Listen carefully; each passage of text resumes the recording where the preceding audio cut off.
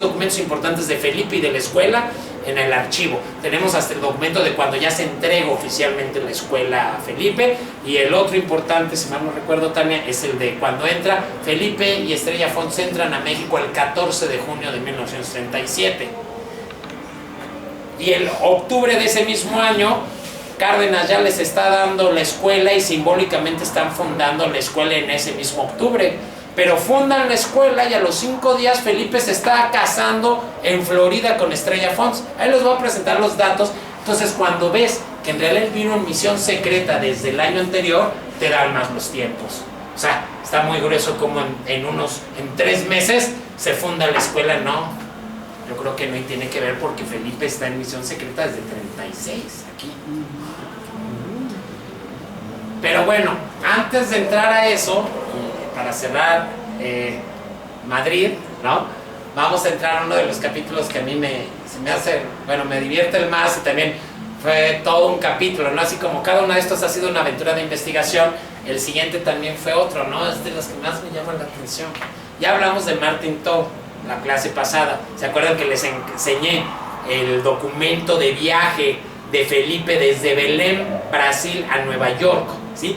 En ese viaje que hizo en 1915, conoce al empresario norteamericano Martin Tau.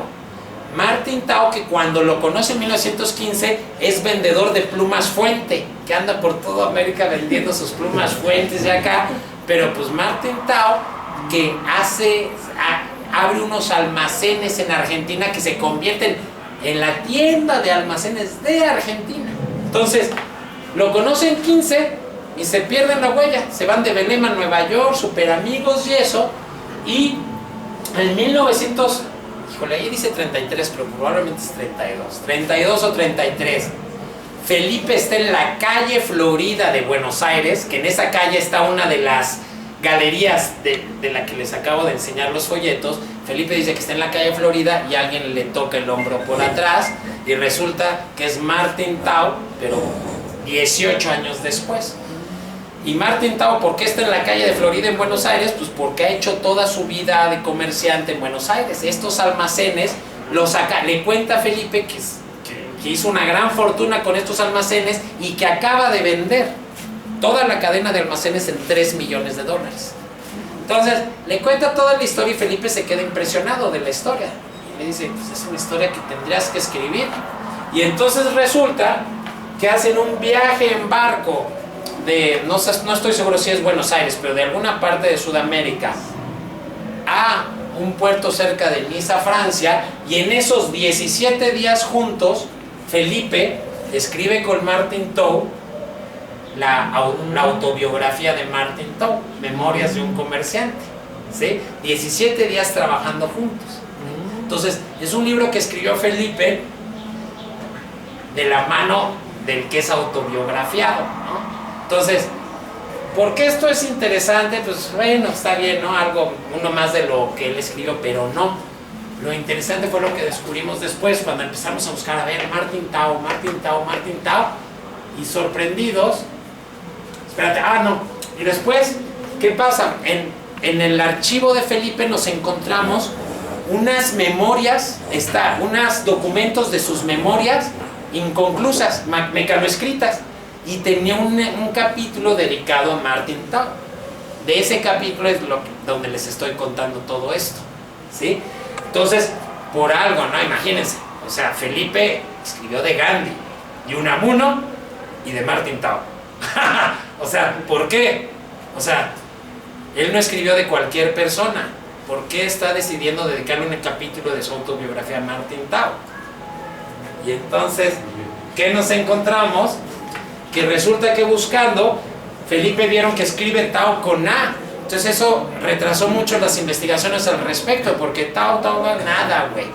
Cuando nos damos cuenta que es con O, te empieza a salir información y resulta que nos encontramos esto. Nosotros, ¿qué? Tainted Paradise, a study of the life and art of Paul Gauguin. Martin Tau. Yo, ¿qué es esto? ¿Cómo? Y a ver la fecha, y espérate, y entonces vemos la fecha, fíjense, ese es el original. Nueva York, 1937. El año que llega Felipe en México. Yo digo, Paul Gauguin, pues bueno, creo que hemos hablado algo de Paul Gauguin ahorita, ¿no? Y la relación de Felipe con Paul Gauguin, ¿no? Entonces, lo fregón es que, como es un libro editado ya en 37, ahorita es que estas nuevas editoriales empiezan a publicar. Entonces, imagínate, ahorita podemos conseguir este libro, te lo mandan en internet, todo está, ya es una publicación actual, pero resulta, entonces ya pido el libro, fíjate, copia 1937, First Edition, y ¿qué me encuentro en el prefacio? ¿No? Bueno, reconocimientos. Special appreciation goes to Mr. Felipe Cosío del Pomar for his cooperation in my study of the artistic side of the great painter, ¿no? Agradecimientos a Cosío, que me ayudó en el lado artístico de la vida de Gauguin. Pero chequen lo que dice aquí. Bueno, déjenme. Aquí no puedo, se me pixelea. Pero aquí explica, fíjense, aquí da información, ¿no? Entonces dice que fue al Art Institute de Chicago y ahí estaba Felipe, exacto. Lo que cuenta Tao, cuenta otra historia de cómo conoció a Felipe Cosío. Cosío nos dice, lo conoció en 1915 en el barco. Él dice que estando en el Instituto de Artes de Chicago, Felipe está admirando un cuadro de Gauguin y Martin Too le dice, pues, ¿qué estás viendo de este cuadro? Y me parece que Felipe le dice, pues es el único cuadro que no he visto de Gauguin en la biografía que estoy escribiendo, ¿no? Y entonces, exacto, y eso es lo que está contando aquí, ¿no? Esto es lo que les acabo de contar, ¿no? Exacto, Felipe le contesta a Tao, acabo de completar un estudio sobre el arte de Gauguin y esta es la única original de Gauguin que yo no había visto directamente, ¿no? Y entonces dice Tao, cuando leí la descripción de mi amigo, es decir, cuando leí el libro de Felipe sobre Gauguin, el que les acabo de enseñar, publicado en 28 y 29 en Madrid y París, dice, encontré el libro, encontré la investigación y la crítica de Cosío, lo que encontré en el libro de Cosío es que su investigación y crítica sobre el arte sobrepasaba toda la parte de su libro que hablaba sobre la vida de Gauguin, ¿no? Entonces esto es muy importante porque lo que nos está diciendo es cómo Martin Too y Felipe Cosío del Pomar, así como escribieron primero juntos la autobiografía de Martin Too, decidieron juntos escribir una nueva biografía de Gauguin a dos manos, como hicieron la otra, pero nunca nos contaron este secreto.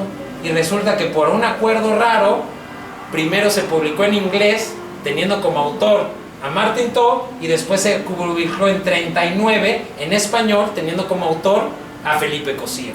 ¿Y por qué les puedo decir esto? Porque ya comparé los textos y es exactamente el mismo libro. Qué interesante, ¿no? Qué interesante. Y bueno, y entonces, ¿qué nos dice? Que cuando Martin Too lee el libro de Felipe, le dice, pues es que le falta vida. Estás contando toda la parte técnica del arte y eso, pero no estás contando su vida, ¿no?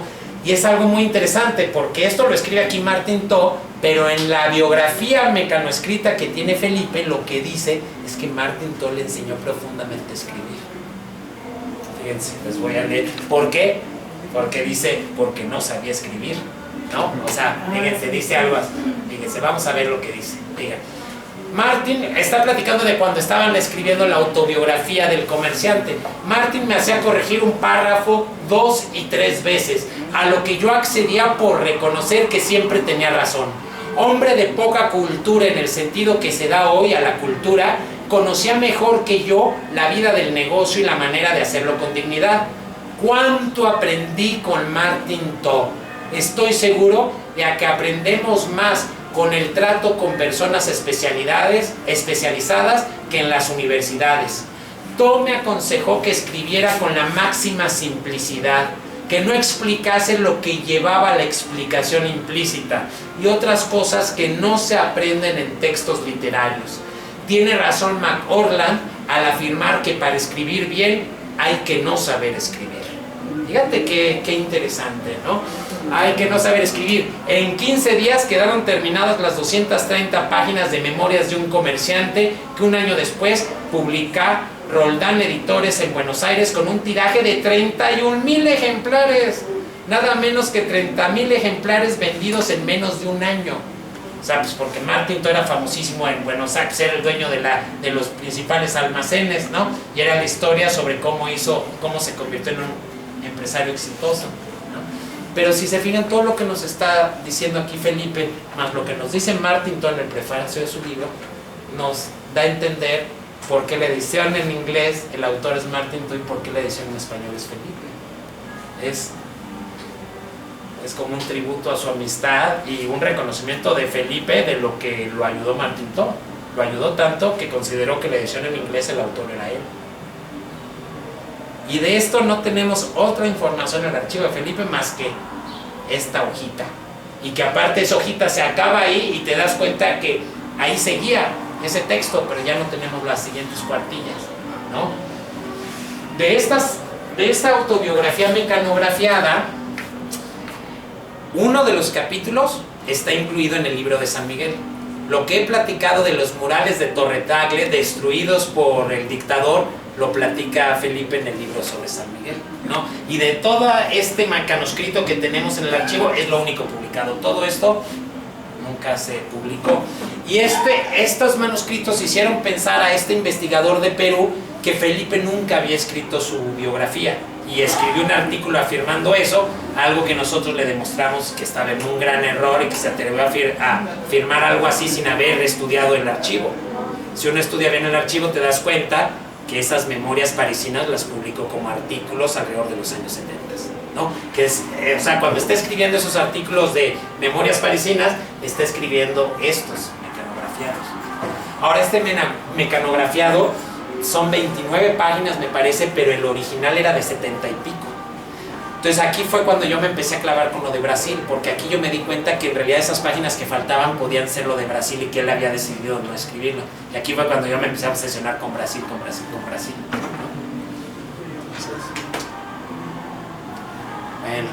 Entonces, y resulta que, bueno, este libro, ¿no? Entonces, fíjense, déjenme acabarles de leer esto de Martinto porque es muy interesante. Entonces, me interesé más en el hombre Gauguin que Gauguin el artista, dice Martinto. En las siguientes páginas, es decir, de este libro, estoy tratando de revelar el carácter de Gauguin, el hombre, no el artista, de forma que podamos tener una mejor comprensión de los sentimientos íntimos detrás de su arte, ¿no? Y realmente vamos a ver que es un libro precioso, es un libro que te lees en una sentada, así te atrapa, es un libro realmente muy fácil de leer, ¿no? Y es el mismo libro, ¿no? Lo bonito es que este es muy difícil de conseguir, el original en Chile, pero el gobierno de Piura publicó en los 90s una segunda edición que tenemos y que es realmente un libro muy bien escrito, como decías, Leonardo, ¿no? Que Felipe escribía muy bien, pues sí, pero logró aterrizar este libro gracias a los diálogos con su amigo.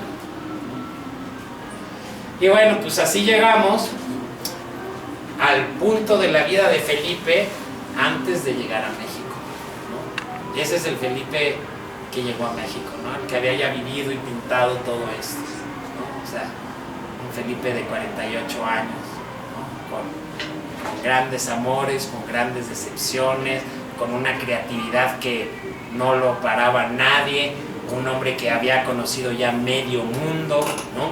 Un hombre que ya había arriesgado su vida por sus ideas, ¿no? Y ese hombre que había ya creado todo esto, es el que llega a este pueblito, ¿no?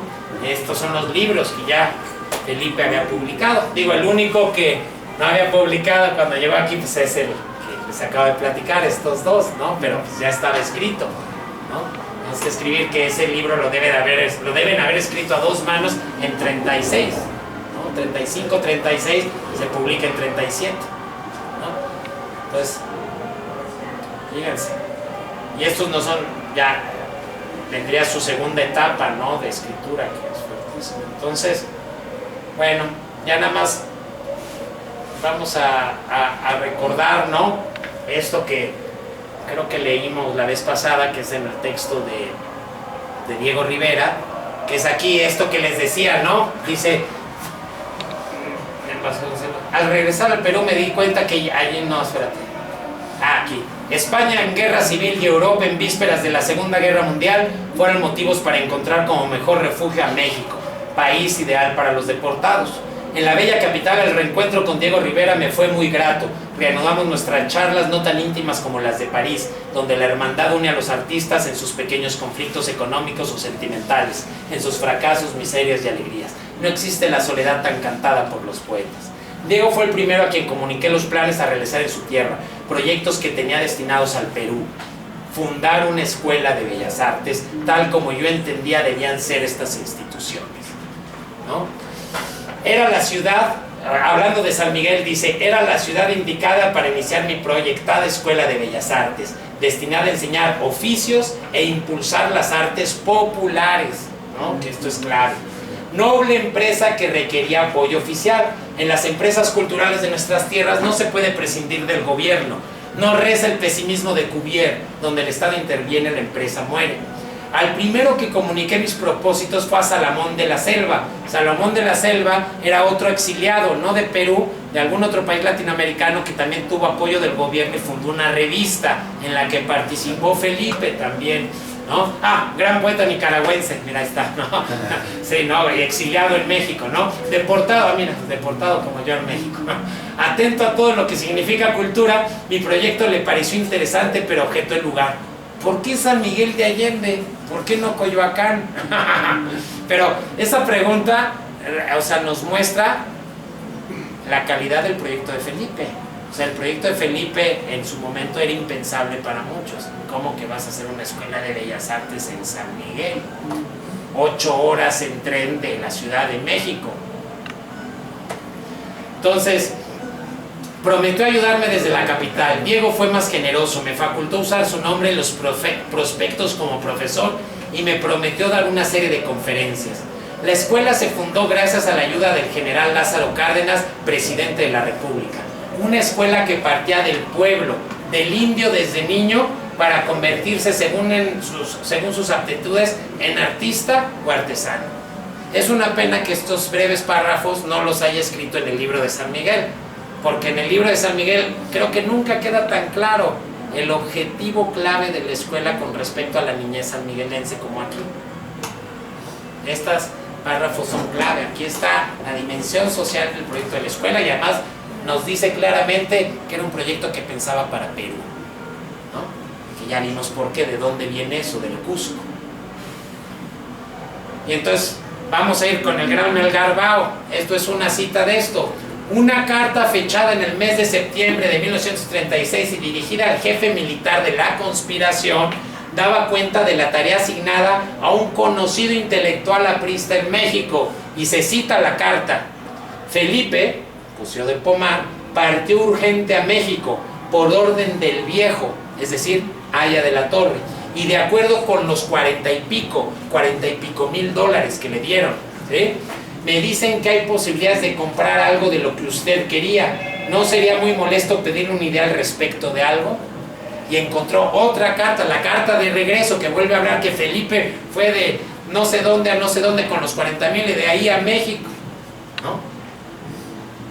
Entonces, este dato, esta carta está en el archivo Pardo, que es un archivo de una aprista, que es una carta de Isa Santiago, que era del APRA de Buenos Aires, a César Pardo, que era del APRA en La Paz, Bolivia, ¿no? Que están carteándose pensando en empezar la lucha armada en el Perú. Imagínate, ¿no? A fines de mayo de 1936, Felipe Cosío del Pomar, quien viajaba de Cuba a México en misión especial para gestionar los apoyos del Partido Nacional Revolucionario y del Gobierno de México para la causa insurreccional, decidió apostar a tejer sus propias redes de amistades artísticas y políticas, según lo evidencia una carta de presentación. Esta resulta doblemente paradójica. La rubricaba un representante diplomático de la dictadura de Benavides e iba dirigida nada menos que al conocido muralista David Alfaro Siqueiros, miembro destacado del Partido Comunista Mexicano, partidario del FPA, que ese sí no sé qué es, en vísperas de enrolarse en las filas combatientes de la República Española. Entonces, una de las primeras cartas de presentación que Felipe está haciendo su estrategia para entrar a México es una carta que le hace el embajador de Perú en Cuba a Felipe, que escribe este embajador de Perú en Cuba a David Alfaro Siqueiros, diciéndole que Felipe está a punto de presentar una exposición en Nueva York, que por qué no se encuentran allá, porque David Alfaro Siqueiros iba y le dice el embajador, debería usted, le dice a Siqueiros, invitar a Felipe Cosío a México. Esa carta está en el archivo de David Alfaro Siqueiros en su estudio en Polanco. Ven ahí la Casa de Arte Público Siqueiros, ¿no? En ese archivo, ahí está esa carta que habla de Felipe. Dígame. Perdón, y fue previo a que Siqueiros se embarcara a España. Exacto. A luchar en la guerra civil. Siqueiros está a punto de irse a España, todavía está aquí, pero está a punto de irse, pues 36, ¿no? Fíjate, ¿no? Entonces, ahí no sabemos qué pasó, ¿no? No sabemos qué pasó, lo que sabemos es que Felipe y Siqueiros siempre fueron distantes, ¿no? Bueno, y ya, pues aquí ya Felipe Cosío, como les decía, el documento del archivo de San Miguel nos dice que Felipe y Estrella entran a México el 14 de junio de 1937, ¿sí? Estarán juntos ellos dos hasta su muerte, hasta la muerte de Felipe en 1981. Estrella le sobrevive, ¿no? Muchos años más, ¿sí? Él y ella se conocen en 36 o en 35, que Felipe empieza a ir a Cuba, no sabemos exactamente por qué, pero pues parece que es así como medio amor a primera vista. Ella está divorciándose de su primer matrimonio, con el que tuvo a su hijo, el gran pintor cubano Emilio Sánchez. Si buscan Emilio Sánchez, es uno de los grandes pintores de arquitectura del mundo, ¿no? Un catedrático de la Universidad de Miami, Víctor Teupi, acaba de publicar hace 5 años un libro dedicado exclusivamente a Emilio Sánchez. Y a él lo conocimos porque nos empezó a pedir información, ¿no? De qué sabíamos de Emilio Sánchez, del archivo de Felipe. Entonces, pues, gracias a Víctor Teupi nos enteramos de muchas cosas. Por ejemplo, Víctor Teupi encontró documentos en Miami del matrimonio de Estrella Fons y Felipe. Entonces sabemos que Felipe nos dice en su libro que se funda la Escuela de Bellas Artes tal día, y literalmente a los 7 días él está en Miami, Florida, casándose con Estrella en Miami, Florida. En 7 días, entonces se agarraron y, o sea, irte de coche de San Miguel hasta Florida pues está difícil, ¿no? Pero bueno, estas son fotos del archivo de México, obviamente, sí reconocen aquí, ¿no? Pues el templo de Quetzalcóatl en Teotihuacán. Felipe, Estrella, ¿y quién es este? El intelectual Aníbal Ponce. Él es uno de los que hizo a Felipe ir a dar clases al Alto Colegio de Estudios en Buenos Aires, ¿sí? Aníbal Ponce era marxista, ¿no? Y Aníbal Ponce muere aquí en México, creo que de cáncer o algo así, y Felipe decide, porque era su amigo, ir a acompañar el cuerpo de Aníbal Ponce a Buenos Aires, y aparte imparte varias conferencias en Buenos Aires hablando sobre lo que hizo Aníbal Ponce. Es en ese viaje, es por ese viaje a Buenos Aires por el que Felipe no está cuando don Lázaro Cárdenas se hospeda en su casa. Y porque Felipe está en Buenos Aires entregando el cuerpo de Aníbal Ponce, es que don Lázaro Cárdenas le deja esa carta agradeciéndole que lo haya hospedado en su casa. No, él no estaba, por eso dejó la carta a Felipe. Lo dice Felipe en su libro. No dice, creo que dónde estaba en su libro, pero sabemos que fue a dejar el cuerpo de Aníbal Ponce, ¿sí? Entonces, pues bueno, ese folletito, ¿no? Yo casi fui a Perú 2 veces para encontrar el folletito. Fue una gran felicidad, ¿no? Cuando encontramos el folleto, que aquí, ¿cuántas veces pregunté cuáles eran las clases, ¿no? Esa era mi obsesión cuando fui a Perú, encontrar cuál era el programa educativo de la escuela. Fíjense, San Miguel de Allende, Guanajuato, Felipe Cosío el Pomar, director, Sterling Dickinson, director asociado, ¿no? Entonces, fíjense, 1936, misión especial del APRA con el gobierno mexicano.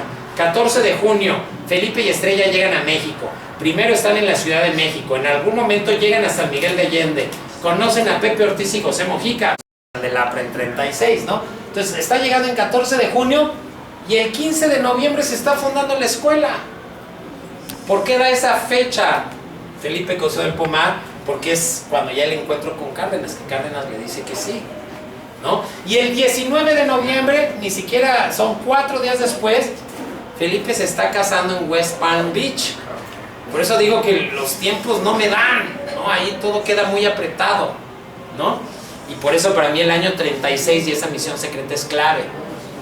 O sea, no es tan fácil establecer relaciones con el presidente de la República. O sea, Felipe es habilísimo, ya lo hemos visto, pero es muy poco tiempo, ¿no? Entonces, yo creo que porque tenemos que considerar esto que está llegando desde mayo de 36, ¿no? Entonces, fíjense, 1938 comienza la restauración de las monjas, ¿sí? Julio-agosto de 38 llegan los primeros estudiantes. 12 dice en su texto, por ahí en otro texto dice 10, son 10 o 12, ¿no? Ahora, pero toman clases en el Colegio de San Francisco. Ahora, muy importante, 18 de septiembre de 1938, se acaba de restaurar las monjas, pero no solo eso, Felipe Cosío del Pomar inaugura el Museo Histórico y de Artes Populares de San Miguel de Allende dentro de Bellas Artes. Y ese es el antecedente directo de este museo. Algo que también se le reconoce poco a Felipe, que fue el fundador del primer museo histórico de esta ciudad. Todavía más fascinante, que decidió hacer un museo donde la historia y las artes populares eran un solo tema. O sea, eso es algo normal hoy, siglo XXI. Hace 100 años, cuando él estaba pensando en esto, era algo absolutamente innovador. O sea, poner en el centro de un museo a las artes populares, algo que en 38 era de frontera. ¿Pero en Perú lo habían hecho ya? ¿O no? No. O sea, en Perú, ¿qué habían hecho? O sea, él está retomando esto por la escuela cusqueña, no solo de pintura. La escuela cusqueña que domina una serie de artes populares, talabartería, no sé cuánto. Entonces dice, esto es lo que tenemos que hacer. Y como dice en el otro texto, y entonces, ¿cuál era la apuesta de los niños de San Miguel? Depende de tu capacidad, o te vas a hacer artesano o te vas a hacer artista. O sea, él lo veía, artesano y artista no hay gran diferencia, ¿no? Para él era un mismo espectro. ¿Cuál es la diferencia entre artesano y artista? La capacidad de uno y del otro. Oye, Sargento, también menciona, quiero pensar que más o menos es en ese contexto del tiempo, que trata de fundar como un grupo de investigación filosófica. Bueno, me parece que en ese contexto también dice, cuando habla sobre Pedro Martínez, que lo ve muy talentoso, que llega, no sé, creo que había pintor de escuelas de Tamaulipas, escuelas primarias. Entonces le recomienda libros porque dice que hay que nutrirse de alguna teoría para todo esto. Y parece que ese grupo de investigación filosófica iba en ese entorno. Y creo que a diferencia de lo que se mencionó en otra clase, Diego Rivera sí en la escuela, porque mencionó, no sé si haya dado conferencia o no, pero dice que le dijo a Diego que apoye este grupo. Y Diego le dijo, en este arte, aquel que necesita padrinos está perdido. Sí, que el artista que no se puede ayudar a sí mismo, nadie lo puede ayudar, le dice, ¿no? Pinche Diego envidioso, la verdad. O sea, bueno, me dio tristeza porque pobre Pedro Martínez, nada más lo conocemos aquí en San Miguel y era un gran artista, ¿no? Claro, pero también hay que entender que los muralistas mexicanos eran también intelectuales. El libro, por ejemplo, de David Alfaro Siqueiros es un tratado filosófico, político, social bien profundo. Sí, claro. O sea que entonces él pretendía que esos muralistas que estaban estudiando con Pablo Gibbons, pues tuvieran también una formación teórica también política. Sí, no, pues esa era la diferencia, ese era el proyecto alternativo de su escuela. La gran diferencia de su escuela con cómo se enseñaba arte en el resto de las escuelas en todo el mundo era que su escuela incluía una formación histórica, política, artista enfocada en Latinoamérica. Ahorita vamos a ver el programa de estudio, que fue por lo que yo empecé a estudiar a Felipe, obsesionado en saber qué habían enseñado. Entonces estamos a punto de llegar ahí, vamos a acabar esta laminita. Fíjense, 18 de septiembre funda el Museo Histórico de Artes Populares. ¿Esto cómo lo sabemos? Porque hay una nota del Universal en el archivo de Felipe Cosío del Pomar. Esa es la única información que tenemos, pero suficiente para para investigar más. Investigamos, si nos metiéramos a investigar en periódicos de Guanajuato, van a salir más notas de ese museo, hasta fotos podríamos conseguir en los periódicos. Pero bueno, otro paso fundamental y que también se conoce muy poco en San Miguel es el primer artículo de promoción turística que se escribió sobre San Miguel de Allende. Y pocos destinos, pues sí, aquí está el primero, aquí sí, octubre de 1938, un artículo en inglés, escrito nada más y nada menos que por Carlos Mérida, el gran pintor guatemalteco mexicano, uno de los principales profesores de la Escuela de Bellas Artes, es el encargado de escribir el primer artículo promocional de San Miguel de Allende, que se literalmente se tituló así: San Miguel de Allende, a New Tourist Attraction. Imagínate, por Carlos Mérida, un gran pintor. Y ese artículo se publica en la revista Mexican Art and Life número 4, que creo que les platiqué en la primera sesión, que fue un proyecto del gobierno mexicano en Estados Unidos para contrarrestar la imagen negativa que iba a haber de México por la expropiación petrolera en Norteamérica. Entender este artículo nos ayuda a entender también por qué el presidente Cárdenas apoyó de tal forma a Felipe Cosío y la escuela. Cárdenas, el gran estadista mexicano del siglo XX, se dio cuenta que la escuelita de Felipe no solo era la escuelita de Felipe, y mucho menos en el contexto histórico que estaba viviendo la nación mexicana. ¿Cuál es el contexto histórico 37-38? El gobierno mexicano está a punto de tomar una de las decisiones más difíciles que se tomó en todo el siglo XX. ¿Cuál es? Expropiar el petróleo de las compañías norteamericanas y británicas. ¿Quién le ayudó principalmente a hacer esa expropiación a Lázaro Cárdenas?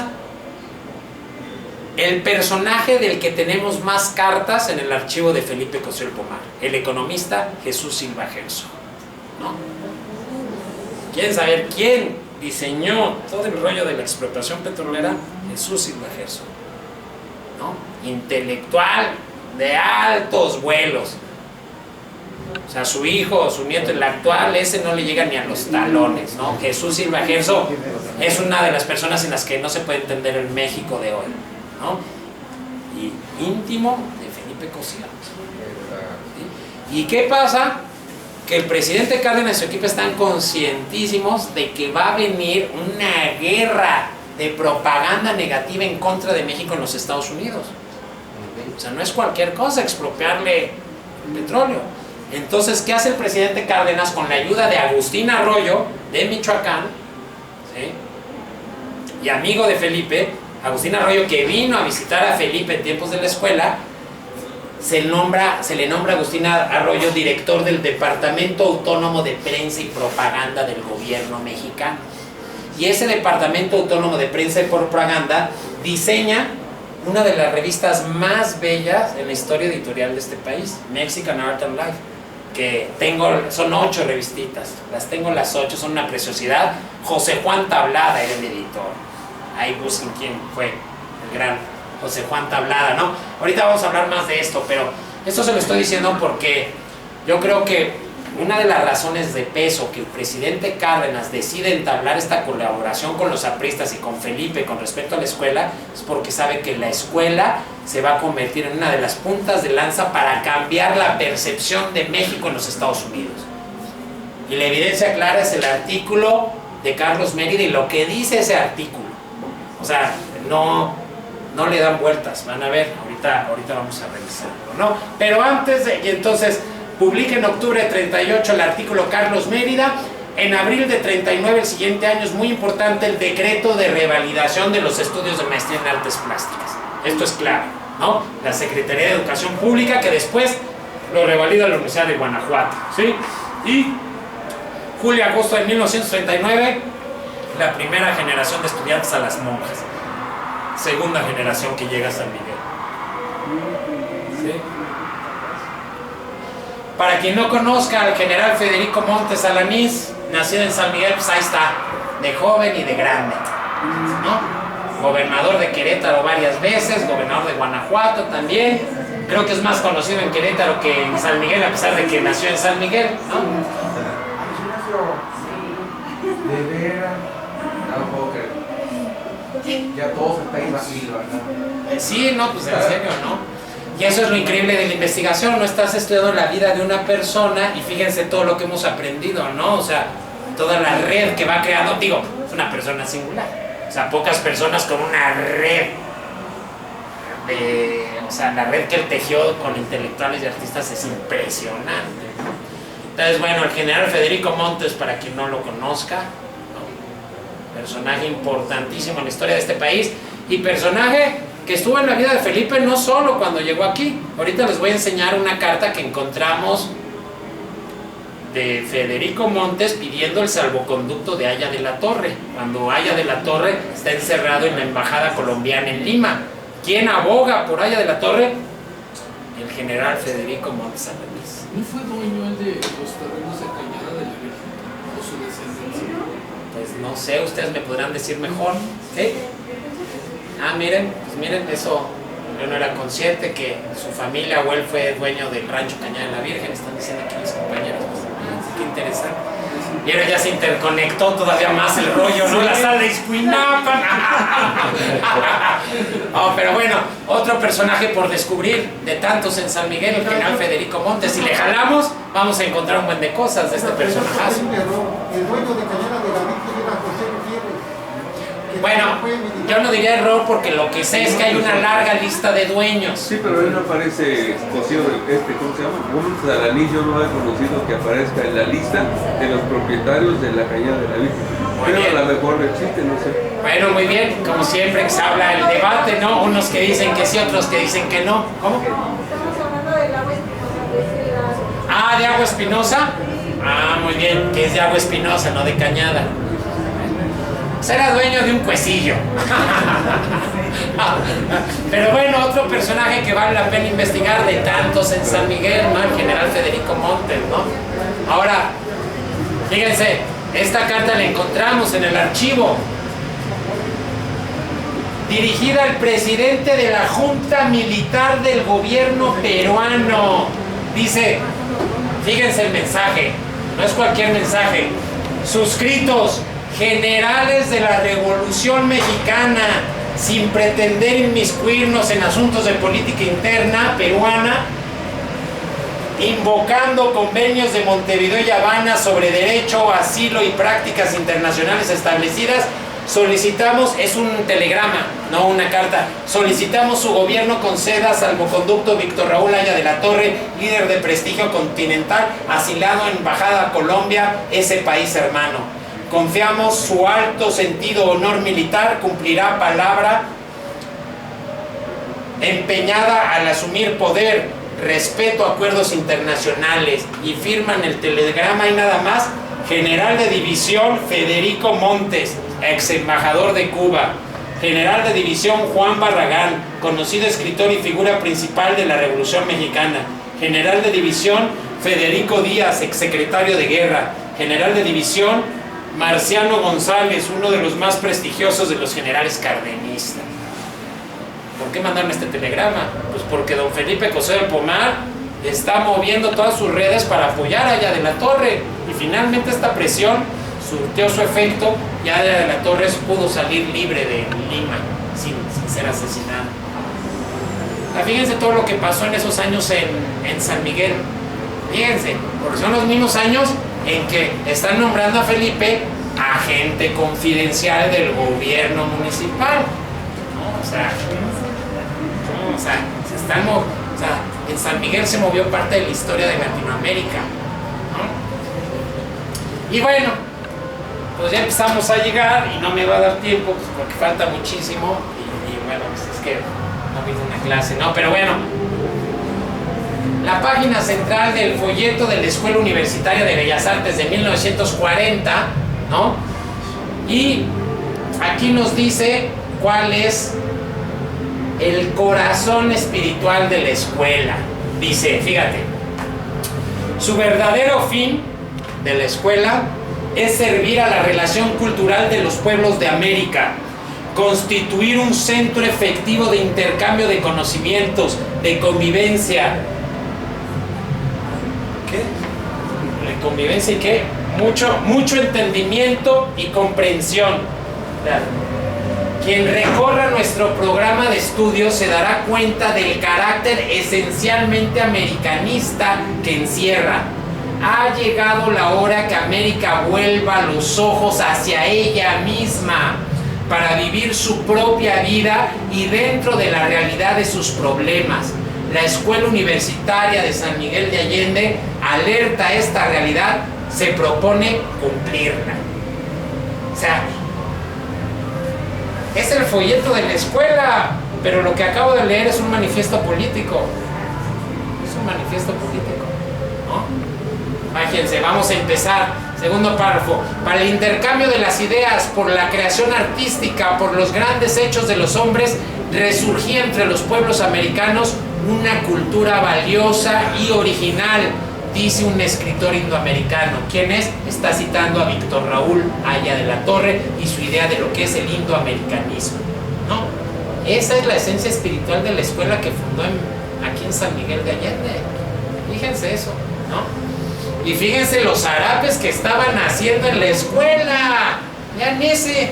Ese es único. Vean ese diseño asimétrico. Vean este. Bueno, este es una joya, ¿no? El saltillo clásico acá, pero vean lo que se estaba haciendo en la escuela. Por eso yo siempre digo, si Felipe renaciera y viera a San Miguel, se vuelve a morir.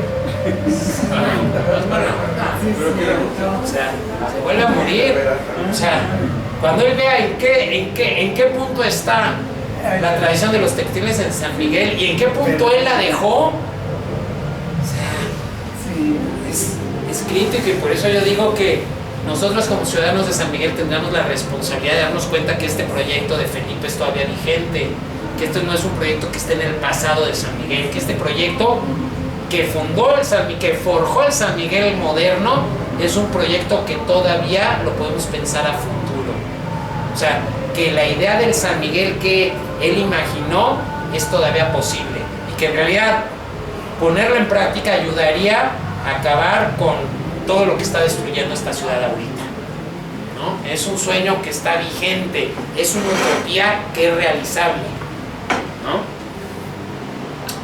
Ahora fíjate, vamos a empezar a ver, o sea, Escuela de Bellas Artes en el periodo de Felipe es 37-45, ¿no? Entonces, misión especial 36, llegada de Felipe 37, fundación de escuela 37, primera generación Colegio de Sales 38, ¿no? Museo, ¿no? Artículo, todo esto ya lo vimos, y aquí lo que me interesa, fíjense, segunda, tercera, cuarta, quinta, sexta, 7, 8 generaciones de estudiantes estudian en la escuela con Felipe como director, ¿sí? Después las siguientes generaciones, después de la octava, ya son sin Felipe, ya es cuando el corrupto de Campanella es el director. Campanella, que es el que se va a pelear con el gran Siqueiros, ¿no? Y por el que la escuela se cierra trágicamente, ¿no? Y que de suerte, a los pocos meses es cuando Felipe llega exiliado, ¿no? Entonces, bueno, entonces tenemos que ver el contexto. Por un lado, el nacional, expropiación petrolera. Por otro lado, Segunda Guerra Mundial. Acuérdense, en 42, ¿quién se va de la escuela? Dickinson y Pablo Higgins. Los dos se van a luchar a la Segunda Guerra Mundial. Y esto es fundamental porque en 45 llega Dickinson con el acuerdo de los GI Bills, ¿no? O sea, ¿quién hace el acuerdo con el gobierno norteamericano? Sterling Dickinson. Y también se va Archipenco, y acerca de lo que decías, la estatua de Allende que tiraron, la hizo el que se quedó en ese Archipenco, que fue Simón Ibarra. Ah, de Simón Ibarra, ¿verdad? Sí, sí, mira, ese otro muy buen dato. Y que hablando de Archipenco, acuérdense, Felipe invita al gran Archipenco, al escultor ruso, y lo que dice es que llegó a San Miguel y le pareció poca cosa, literal. ¿Y quién se queda en su lugar? Su esposa, Gela Archipenco. ¿Y por qué les digo esto? Porque bueno, esta clase hoy tendría que haber sido del doble de tiempo, pero encontramos en Nueva York, gracias al investigador de Miami, lo que yo le llamo un reporte etnográfico visual de la Escuela de Bellas Artes. Resulta que en Nueva York guardan todas las fotos que tomó Gela Archipenco cuando vino como profesora. Entonces, tenemos literal un reporte etnográfico visual de uno de los profesores y lo que muestran esas fotos de ese San Miguel de 1940 o 41 es impresionante. A ver si me da tiempo de enseñárselas hoy, aunque creo que no, y eso que ni les di descanso, perdón, pero pues es que no los he dejado ni respirar, ¿verdad? No, imagínense, yo ni he desayunado, entonces por eso ahorita ya estoy en estado alterado de conciencia, ¿no? Pero bueno, venga, nada más para terminar esta tablita, se nos olvida, el gobierno mexicano le otorgó a don Felipe, en 1946, Felipe ya viviendo en Lima, Perú, le otorgó la Orden del Águila Azteca. ¿Qué es la Orden del Águila Azteca? Es el máximo reconocimiento que el gobierno mexicano da a un extranjero. Entonces, a ver, ¿por qué el gobierno le da esa Águila Azteca en 46? ¿Nada más por la escuelita? Pues no. Tiene que ver con todo esto de la revista y el papel que jugó la escuela en contrarrestar la imagen negativa. Para mí por ahí va más la cosa, en el sentido político que tuvo una escuela de extranjeros aquí, una escuela de estudiantes extranjeros que venían a ser un poco adoctrinados porque venían a aprender historia política, arqueología, historia del arte latinoamericano. Y si te querías obtener tu maestría en artes, bendita sea la lluvia. Qué bueno.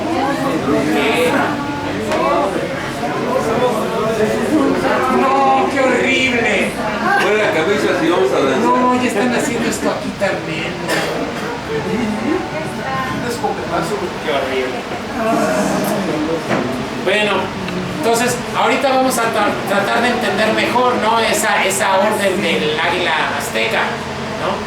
Vamos a continuar. El hecho de tener ese reconocimiento solamente es como una ostentación o es un salvoconducto para poder viajar a Perú. No, la Orden del Águila Azteca es un reconocimiento del gobierno a extranjeros que se considera que han contribuido de una forma fundamental al desarrollo económico, político, cultural del país. Sí, es para eso, ¿no? Más que nada, ahorita se las voy a enseñar, porque esa medalla la encontramos en el archivo, fue fascinante. No manches, el Águila Azteca, ¿no? O sea, realmente ese es un reconocimiento sobre la vida. Pues aquí estamos.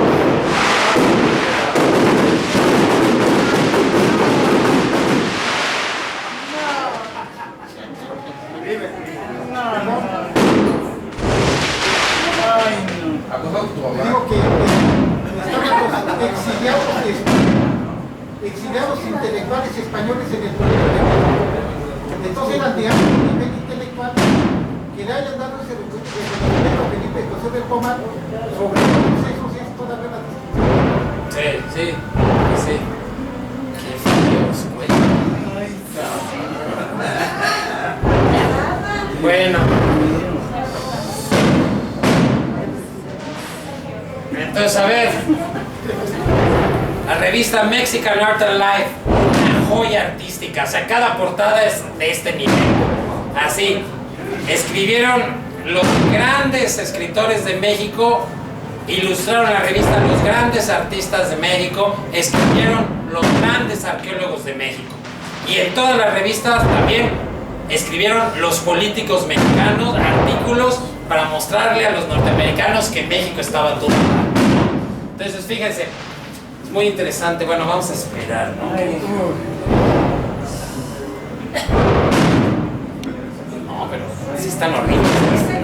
Departamento Autónomo de Prensa y Propaganda, ¿no? Fue fundado en 1937 y dirigido por Agustín Arroyo.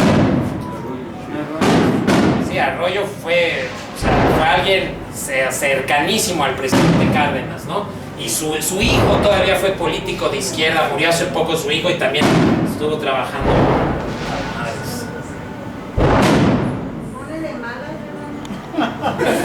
Es que es violento, ¿no? O sea,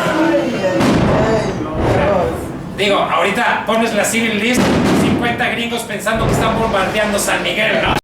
Primer artículo, Monte Albán, escrito por ¿quién? Hay nada más Alfonso Caso. Ahora, La gracia de los retratos antiguos por el gran Enrique Fernández Ledesma, pintor de alto nivel. El problema indígena, Eugenio Maldonado, político mexicano. Retratos del siglo XIX, José Juan Tablada, que era el editor de la revista, gran poeta, muerto muy joven, ¿no? Saludos de los hoteleros de los Estados Unidos por el doctor Ramón Beteta, subsecretario de la Oficina de Relaciones Exteriores. Todos esos, tú lees los artículos y les están hablando bonito de México, ¿no? Explicándoles por qué México está haciendo lo que hace. Ahora, un cuadro de Velasco por José Juan Tablada, ¿no? Bueno, ya un artículo de un gringo por ahí. Un artículo sobre Federico Cantú, quien tiene los murales aquí en la parroquia, quien dio clase aquí, gran pintor poco conocido, por nada más y nada menos que Luis Cardosa y Aragón, uno de los grandes críticos de arte del siglo XX. O sea, ¿quién está escribiendo? Y después la última, la caricatura política en México, ¿por quién? Hay nada más y nada menos que Manuel Toussaint, que ¿quién es? El profesor de Francisco de la Maza, ¿no? O sea, ellos son los que están escribiendo esta revista de la que San Miguel fue parte.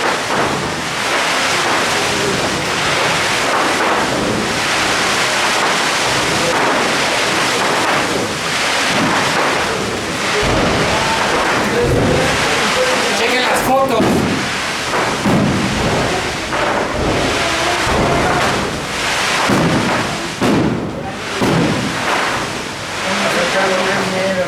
¿Dónde es? ¿Cuál era el agua termal que se iba en esos años? Tahuada. Tahuada, señores. Tahuada. Pues bueno, ojalá que se paren, si no ya voy a tener que terminar la clase. Pero media hora de campana. Bueno, viva San Miguel de Allende, chicas. Bueno, ya vamos a hacer el brindis, ¿no? Bueno, a ver, directora del museo, por favor. Gracias por cerrar el curso con estos juegos artificiales.